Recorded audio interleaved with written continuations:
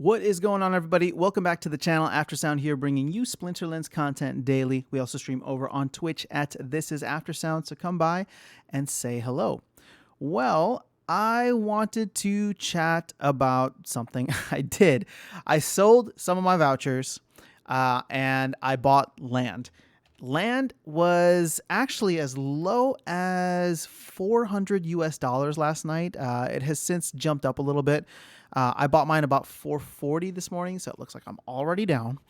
But it's been interesting to look at some of the other folks in the space who have different assets within the game and are starting to diversify out, whether that is selling land to buy packs, whether that is selling whatever the case is to buy whatever, right? So for me, when I was looking at it, card packs are great, and I am planning on buying some in the general sale, but I believe that I've hit my threshold for the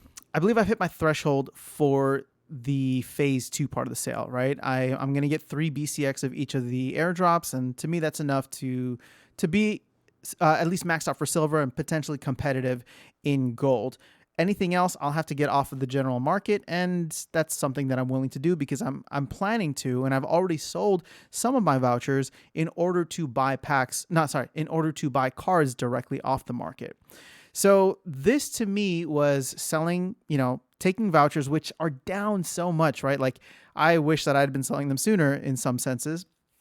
But looking at where I'm at right now and how I'm trying to rediversify within the game, buying a second plot of land, so this will be my second one, made sense. And I'm hoping to get more in the future, but it's one of those things where the price of land has come down so much. So part of it is like buying an asset when it's low. That doesn't mean it can't go down further. Again, we don't know when land is coming out. We honestly don't know the full details and the scope in which it will be used, although we do know there is a grand vision for land. So right now, this is more of a speculative play. Of course, you get about 10,000 airdrop points from it. You'd probably get a lot more holding the DEC equivalent of the amount. And so however you want to look at it is however you want to look at it. For me, I just wanted to make sure that I had more than one plot, just because the counter argument is that holding plots of land is similar to packs. You don't really know what you're going to get. And if you get a common crappy one, then I don't know what kind of value that will have in the future.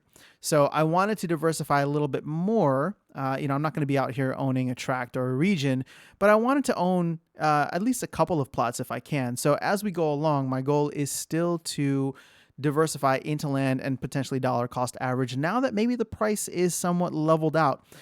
Chaos Legion was the big reset in many ways. We're seeing everything from the game meta to the market prices and just everything somewhat be reshifted or reevaluated.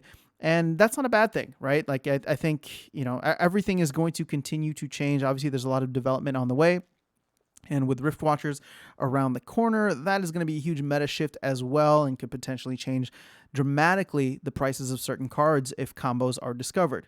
So just a thought, not just a thought, but just wanted to share with you where my head was at and why I sold a good amount of my vouchers. Again, I had been thinking about this for a while. I had been thinking about it primarily to sell to sell vouchers to buy cards off the market. And I did do that. I actually sold about half of my vouchers, and I was considering selling, the other half, or at least a good portion more.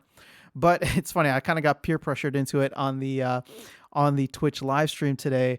And kind of weighing in, okay, I have some money set aside for cards. I'm kind of happy playing in silver and I want to move up to gold, but I really, really don't want to play in gold until modern format.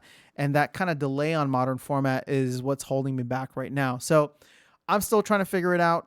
We all are. That's just how the game goes.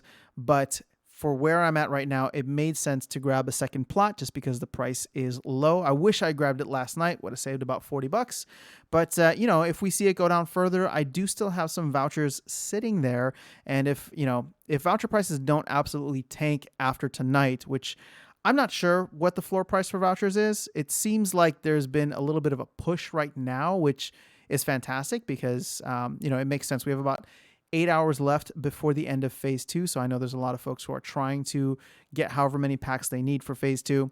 But we will probably get a little bit more insight and clarity starting tomorrow or whenever this phase 2 sale ends, and we're kind of going to be in a bit of a waiting period until next Monday when the general sale begins. But it's going to be a crazy 7 days ahead, guys. I'm excited for it, and we'll be covering it here on the channel. So thank you so much for tuning in. You guys are awesome. I will see you all in the next video, and I will see you around the game. Have a great rest of your day.